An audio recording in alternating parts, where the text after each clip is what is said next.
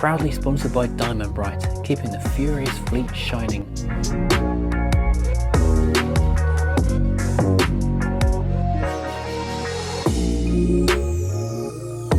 Hello and welcome to Furious Driving. We're here in the barn with some of the fleets, but most specifically this little fella, Koi, the carp or something.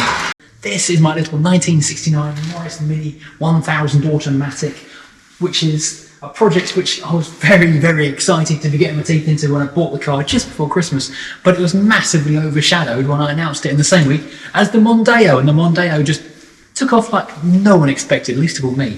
Mondeo, by the way, is currently parked outside the barn because I'm putting a few miles on it before it gets sold, hopefully in a few days' time. Right, but anyway, the plan today is to make a start on Koi to find out how bad this car really is, and the answer is going to be very, I think, if I'm being really honest with myself.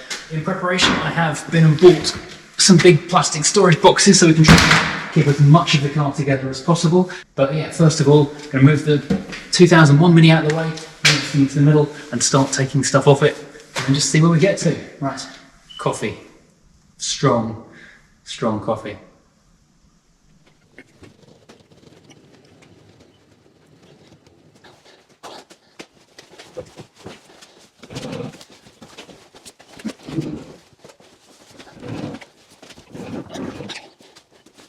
Right, the Mini. Well, the thing is, where do you even start with a project like this? There is just so much to do, and you can be sitting here looking at it and just be mind blown and just fish or cut bait. What do you do? But I think the situation with this car is that it was partially restored by the old owner about 20 years ago. He made a good start on it, but it's been sat in a garage ever since. But typical garage, they're not 100% dry. They're not wet, but they're not 100% dry either. So it has had surface rust occurring all that time, and 20 years is a long time to surface rust. He had kind of hoped that it would only need just a little bit of tiny touch-up welding on the rear quarter and then bolt the subframe on the back, and then away we go. However, looking at it, I think we're going to have to go a lot further than that. The plan for this car is now to take it back to a shell, get the shell media blasted and then coated in like a polyester paint stuff which rust proofs and protects it, and then we can go from there. But I suspect we're going to need to be doing a little bit of floor work and certainly a bit of sill work on this thing before we can repaint it, and also the rest of the body isn't as pretty as it could be. People have asked about, can I weld in here, because I've said in the past that I can't, and that I've kind of applied that to a complete car. So say the Alpha behind you or Rover 400 or something, I couldn't weld that in here because that is right up against the walls and it's a complete car with lots of combustible material. If we're talking about this little tiny metal shell with nothing in it, no carpets, no headliners, no underseal, none of that stuff, I think we can weld it in here because firstly, we're a long way from any of the walls, and secondly, there's nothing to burn. So I think we can get away with welding this car in here. Alternatively, we could pass it down to a professional welder who's going to do a really good job and make this car, well, I don't think we're ever going to go concourse with it. We are certainly going to make it as nice as possible. Going to get it back to the original, it's got sandy beige, I think it's called, colour, the original red interior. We will save as much as we can, but we'll replace whatever else as needed. The great thing with these cars is you can buy pretty much everything off the shelf. But yeah, I think we are going to have to start, well, I'll start with stripping out the interior and go from there. It's a shame we've got to take its headlining out because it's actually rather nice. It's the one thing that hasn't come down at all, but it will have to come out for sandblasting. Because if there's rust or surface rust on the inside of the roof, obviously we need to look at that, don't we? We can also do a few upgrades on the car as well. I've been looking at parts. You can get a heated front windscreen, like a Ford Quick Clear kind of thing. That's not too much money, so I think I might go for one of those. This is only a single carb on this engine. It wouldn't be too hard to upgrade it to a twin carb either, since everything's coming out. So yeah, we've got lots of opportunities to make this very nice indeed. You can see how it's been used and evolved over the last 54 years. We've got speakers cut into this dash panel, we've got speakers on the back, we've got a 12-volt socket wired in under the dashboard down here. So you can see how the car has been used and been lived in for so long. It's a lovely little thing, but we are going to make it back to, not quite back to new, but certainly as back to new as we can. And speaking of keeping keeping things original or upgrading for the future, I was very much in favour of ditching this automatic gearbox, because basically, in my eyes, that's just a boat anchor. Bung a manual in, because minis are fun, they need to be enjoyable. But a few eagle-eyed viewers did point out this is a 4-speed, not a 3-speed. And this is apparently incredibly rare, so we're kind of stuck with it in that case, aren't we? So, oh well. Apparently you can use it like a semi-automatic kind of a thing and jump through the 4 speeds on there rather than just leaving it in drive. Ugh, it's going to need rebuilding. It's been sat for over 20 years, so all the seals are going to be gone in that as well. I'm just talking to avoid work now. Okay then, let's do some stuff. I have the advantage of one of the side windows already being missing. That means I can handily put a big light through there so I can see what I'm up to. So I think I'm going to start by taking the seats out. Now, something which is going to become immediately apparent is the fact that all the tools I've been stashing over here are metric, and this car is going to be 100% Imperial, so I've had to bring all my, well, as many of the as I could find this morning, Imperial spanners and sockets over from home, because obviously my Rover P6s are also Imperial, so they match that quite neatly. Yeah, so let's have a look at how these seats come out. So we'll start by emptying some of this stuff out of here. A lid from something. I guess it had aftermarket mirrors on it at some point. Ooh. They're not bad mats actually. They could do with a shake certainly though. Don't think I need that. That is some trim, but I don't know where from. Yeah, there's some kind of lock. Well, it says lock on it, so I guess it's a lock. So worth weighing that in. That's quite heavy. Lots of bits of cardboard. We don't have a windscreen, but we do have a mirror. That's, well, a second mirror in fact. I put that in the box of stuff to keep. And we have this thing, which is metal. Or if that's a security device, I don't know. A thing. Anyway, I have an aerial. I guess there was a radio in here at some point, judging by the number of speakers in here. Ooh, some sandpaper, that could come in handy. This car does need sanding down, after all. Ooh. Oh, a small amount of a tap and die set. Unfortunately not complete, otherwise would have been quite handy. Patch rest box and a screwdriver. It's always fun going through other people's cars. You never know what you're going to find. Random bolt. Lolly stick. I don't know what that is, but it looks like it might be part of a Mini, so I'm going to keep it. Likewise, that spring looks kind of Mini-ish. Battery tie down, perhaps? Ah! Pulled that wire. That's part of the handbrake. I think that needs adjusting. Oh, another tie down and another bolt. I'm not going to throw bolts and this kind of thing away because you never know where they come from. Ooh, but bungee's still got some bunge in it. Those are always handy. Do wish I brought a vacuum cleaner over here. Oh, the seats come off pretty easily. Because this is a Mark II Mini, there is no locking mechanism on the back, and the front seats are only held in by what looks like 1/2-inch bolts. Oh, and I was wrong. I think they're 7/16. To old money here properly. And I've just noticed a bunch of shells. It looks like something... Oh, 20p. Looks like something has been in here. Yeah, 7/16.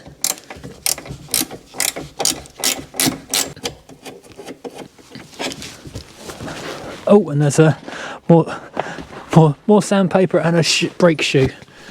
Oh, good, drum brakes. As we now know, I love drum brakes.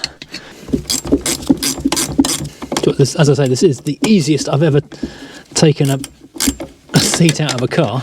Literally 2 bolts and out it comes. Probably also the least safe seats I've ever removed from a car as well, thinking about it. Ah, there we go, 1 seat out.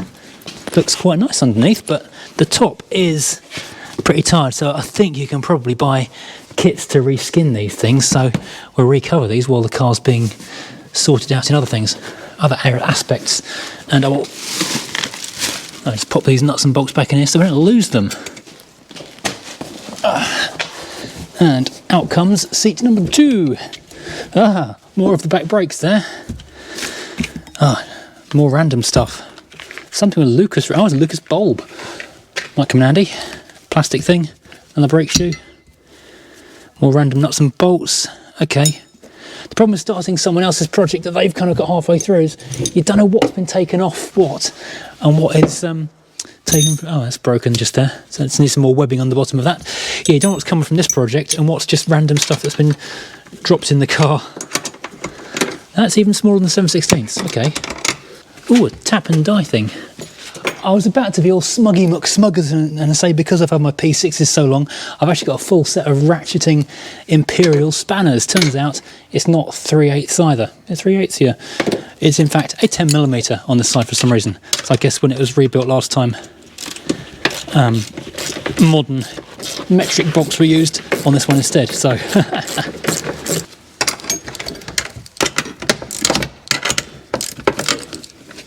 This cross member looks really nice, it has to be said.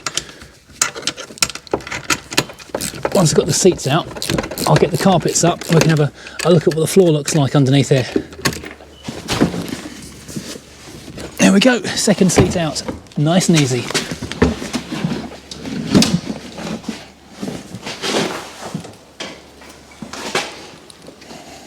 Now what is interesting is now I've got these up here in the storage area. These are my comfy seats for sitting around having a tea break. Just how little the original mini seats are compared with the modern R50. I say R50 modern, that's 22 years old now.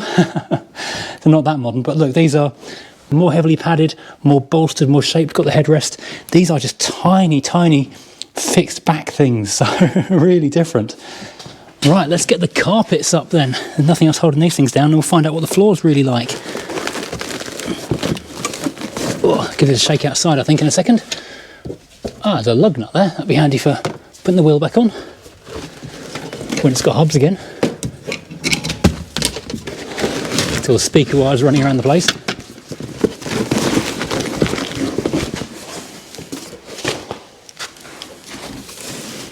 Okay, so this floor actually looks quite good.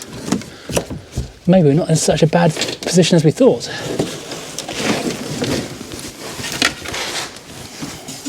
Oh, there's a penny there. Oh, 20 pot. Two 10p's. Are they still legal tender? Yeah, I think they are. No, maybe not. I'm not sure. 21p though, not to be sniffed at. Oh, a bit of a whack in the floorboards just here. Something's had a thump of it.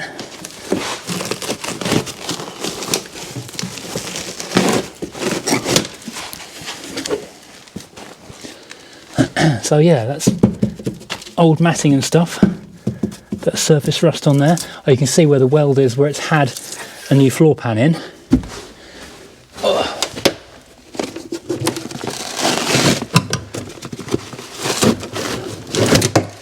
But because it's been sat for so long, we're not going to assume that anything is still good after however long it's been. It's going to have been quite a while.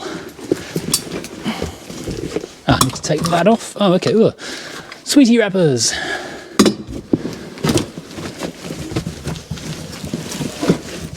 Oh, I wish I'd not thrown that bin bag in to skip a minute ago.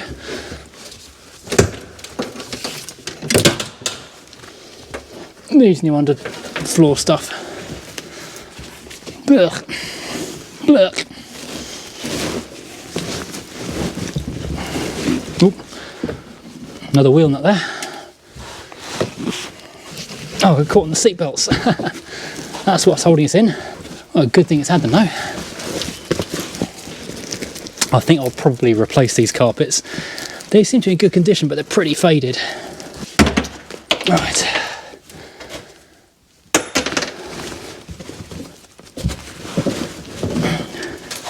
Oh, God, there. Like a cat with a hairball. Okay, now we can see the interior, or at least the floor pan properly. And with all the carpet up, it actually looks, at first glance, pretty good. Let's pop that lamp on over there as well. So yeah, it looks like we've got a pretty good thing. However, you can pick a lot of this under seal off because it's kind of flaked up over the years, which it does over time. And down here, I'll flake this off and I can put my finger through the floor just there. So yeah, a little bit of work to be done all across here. So this does kind of indicate my plan to... Oh, more holes just there. Another hole. Yeah, so I'm not quite sure which part. It may be that the previous owner only did this front section up to this body section here. Now this is old original metal here, which is now sort of 54 years old, and obviously that's crusted over. I mean, it is actually nice shiny metal just there. Look at that. So I guess there must have been some dampness. It must have lifted slightly and got dampness under it. But it does, you know, kind of vindicate my plan to strip it to a shell and then do it all, just build it as a new car effectively. Right, let's keep on stripping this thing down. I'd forgotten we got a virtually complete set of gaskets on the back. I didn't realise A-series weren't completely circular pistons in the head. So I love these, oh, they're screwed down actually. These, what are they? Goodman's speakers. They're so cool. They and the no fear thing might actually stay. Now, I'm not quite sure how the seat comes out. Did it just lift out, or is it just stuck? Ow.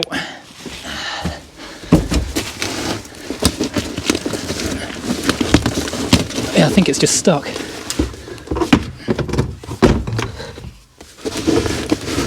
There we go. That's the bench out. I just found brushing it. There'll be a couple of screws on the bottom of a rear bench. I've never taken a mini apart, so it's quite interesting seeing how it all fits together. No, I'm not seeing anything actually to hold it in place. This is really easy to remove. There's only 2 screws apparently hold this window in, or 4 over there. I might pop that out quickly. Apparently, it looks like certainly, it's just, yeah, 2 screws on this hinge, well it's catch, sorry, and 2 on the hinge at the front. I was amazed how easily this car seems to come apart. It will be a couple of days of work to strip the whole thing down, certainly, and get the engine out. I'll need to bring the engine hoist over from home, obviously. Although A-series are pretty light, so pull out with bare hands. Top one comes undone easy, bottom one, less so. Can't beat a bit of bulldog. Which I will also liberally distribute on the bolts that seem to be holding that down. But literally everything that I can see with a thread on it is going to get bulldogged. Because who knows what's going to be stuck. Doors, they can come off. That's an essential tool in the toolbox. I do love this stop security system sticker in the back window. Yes, security system of no back wheels. Now does this just lift out, wiggle out something? Yep. It's a wiggle, wiggle done. One more bit gone.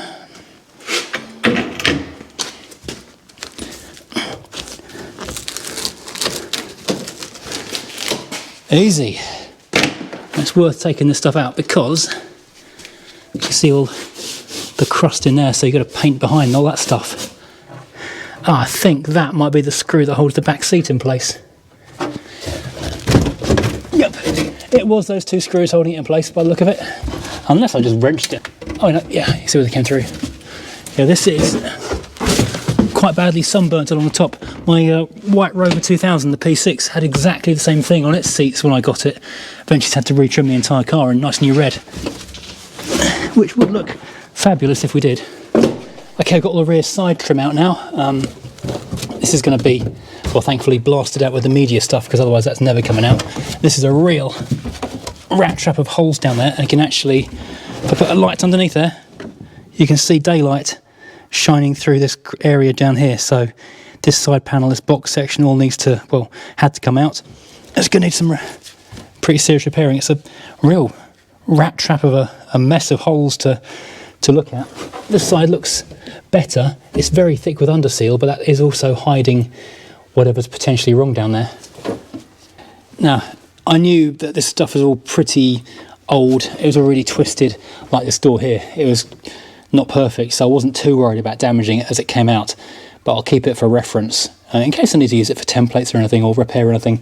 But as I said before, everything on this car is basically available pretty much off the shelf, so I could build a new one almost from scratch if I wanted to. But I will salvage as much as I can. But when it's original trim that's faded and damaged, there's not really much point in trying to keep it, unfortunately. But the smell of the vinyl in here is just amazing. It takes me back instantly to when I first drove my Rover 2000. That's a 1972 car with red vinyl, or had red vinyl panels in it, same as this, and the smell is just identical. It's just so strange. It's quite nice actually being here doing this because of that alone. It's making me sneeze quite a lot now though. The speakers are held in with wing nuts. Looks like it was how they came from Goodman's, so they can easily be removed and salvaged. I might even put them back in the car again. Quite a cool thing to have them there.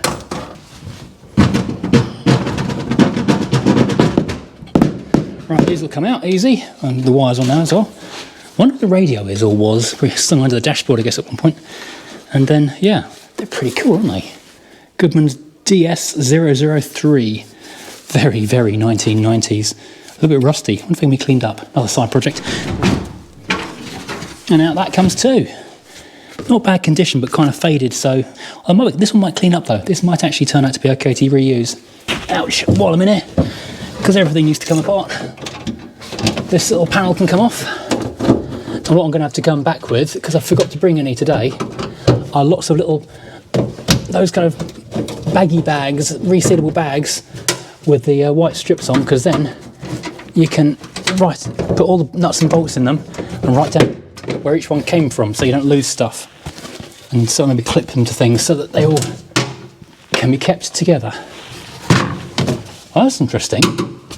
Is that red undercoat on this thing? Because I've got the receipt for the car and it's always been this beige colour. So it was painted, red undercoated, that kind of card thing fitted, and then the car painted beige? I guess it must have been. Okay, next up, and in no particular order, I'm going to take a door off just because. And yeah, this is, I'm not quite sure what the correct fitting here is. We've got one Phillips head screw, which doesn't want to come all the way out. And we've got one 10mm, which I haven't really tried yet. We'll find out in a second. Okay, that Phillips head wasn't really doing a lot, it turns out.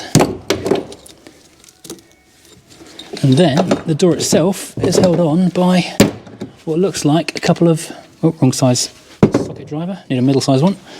If I'm doing this right, if I should be doing this from inside the wing, or if I'm doing this correctly by doing this from this side of the hinge. But either way, the door's going to come off.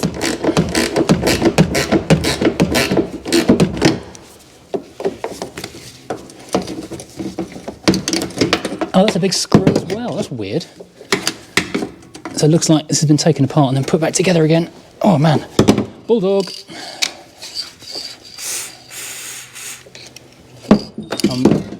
Back to this in a minute, possibly. Damn, that's tight. Right, some bulldog doing its business, so to speak, and some percussive shock therapy. Although I have to say that a lot of people from Birmingham were really upset when I called a hammer oh damn, that's tight, a Manchester screwdriver, and they said it was a Birmingham screwdriver. Yeah, I think I've seen the videos of these cars being built. I need something with a bit more leverage on that. But try and get a bit of extra force on that, so that's just coming apart. I might be, I will definitely be drilling this screw out. That's why you put bolts on doors, not cross-edge screws. Because getting inside that wheel arch is the other way of doing this. This is a really handy torch that she sent me through Junk in the Trunk a little while ago. Right, that is mangled and rusted in place, so I'm going to ignore that, and I've soaked the bolts on the back of the hinge in Bulldog as well, so it might come off later on, but I'll come back with the heat extraction tool and get them out. I'm going to keep on pulling the dashboard to pieces for now, as best I can. So I'm going to need a new one of these panels, because obviously these audio line speakers have been cut into it, which probably sound quite nice being just there, but don't want to see them in the finished car. Right, so I've got the speakers out and they just kind of sat loose behind this card here, which comes in two pieces, but I can't see how you take it out without damaging it. Not that I'm particularly worried, because it's got a tear in it just there, it's got holes cut in it. But I don't really want to tear stuff up, I just want to know how it comes out so I know how to put it back in again. So I might actually have to read up on this. As I said, this is my first mini rodeo. I've never owned a mini before, so I'm kind of guessing a lot how things come together. One thing that was quite exciting was just I found this little bag here, which has got what looks like, oh no, it's not new, it's an original Morris badge, like a separate bezel. I guess that was from the steering wheel. a horn push, I imagine. Quite nice to have found that. But yes, so as I can't work out how to take that out without damaging it, and I think this binnacle will come out. Oh, hang on. Might need to go and buy a new Haynes manual or something. I might start taking apart all this heater stuff down here, because that's all going to come out as well. Lots of hoses and things to undo. Always easy to undo a hose when it's attached to something firm like the side of the car. And as I'm doing this, the magnitude of the situation is kind of dawning on me more and more. All these hoses are going to have to be changed because they're 20 plus years old. And all the carpets are going to have to be changed. All the seat fabric. I was just thinking about paint and metalwork, but now we're getting into a ton of other things. Well, this water's coming out. Did not expect any liquid to be in there at all. Oh well. Oh! Quite a lot more than I expected. At least the carpet's out. Okay. Didn't expect that. Honestly thought... Oh, it smells like antifreeze, unsurprisingly. I wonder if this one's going to have liquid in it as well. Shouldn't do, it's higher level. So I looked in the radiator and it looked empty. Oh, it's pretty similar to the heater matrix, isn't it? Because it's like a little dead bottom spot. Oh, it means the heater matrix is rotten, doesn't it? I wonder if you can get an aircon unit for one of these instead. Oh, and it's only got 43 horsepower or something silly, so the chances of it powering that are fairly low, but it'd be lovely to have air conditioning in the car. This heated windscreen and aircon. Oh, that is well and truly welded on there. Time has not been kind. Yeah, bit of water. Not to worry. At least it's going on to metalwork, which is just covered in rust-proof paint, and there's no carpet down there.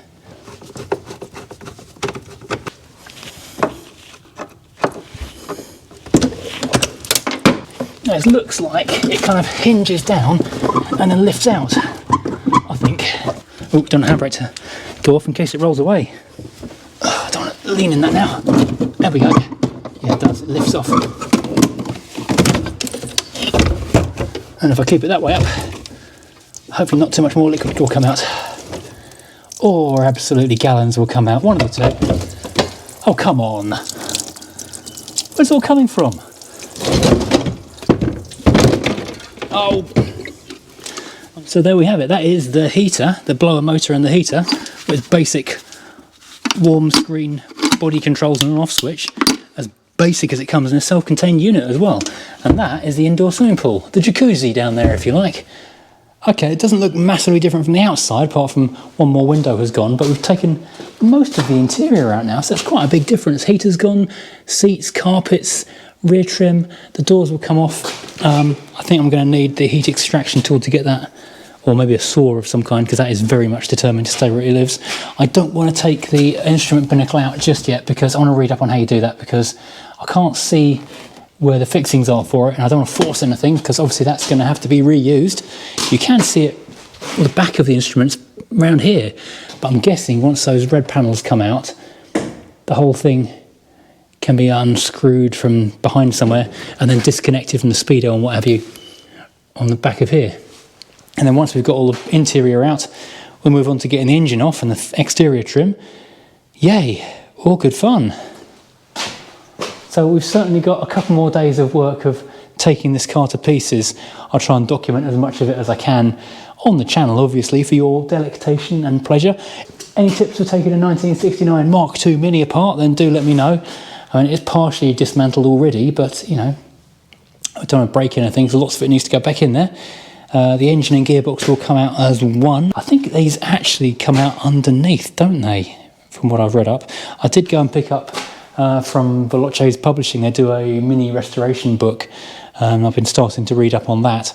So yeah, lots to know. I've never taken a Mini to pieces before. Basically all I've ever done to Minis in the past is clean up the distributor and stuff, which is currently upstairs, rather than actually work on one properly. So this is a big old learning curve. We have got a 1990s aftermarket alarm in here So that will have to go into the bin, and hopefully we'll be able to put right any loom cuts that have become part of that. I did just find a couple of keys, which I wonder what they were for. I suspect these Jingbo keys are something to do with that. We've also found 45p in small change, which is very exciting. Yeah, so my Mini looking even more sorry for itself than it did this morning, but hey, we're getting there. This will be a lovely car when it's done. Just a lot of doing to get to done. Thank you for watching. I hope you've enjoyed. If you have, please hit like and subscribe as always. And if you want to help support the channel, then please do consider hitting the Patreon or channel membership buttons, or head over to furiousdriving.co.uk where you can find hats, t-shirts, mugs and magnets of the entire fleet. I think there's even magnets of this one now. Mugs coming very soon indeed as well, because this is a cute little car. Isn't it fun? Right, I'm going to put everything away, and I need to go and edit the video that comes out this evening, so I'll say goodbye at this point. See you later, everybody. Goodbye. And this is from where I've been hammering inside the car and moving around inside it. We are shedding weight. This is becoming a Lotus Mini. It is adding lightness at a frankly alarming rate.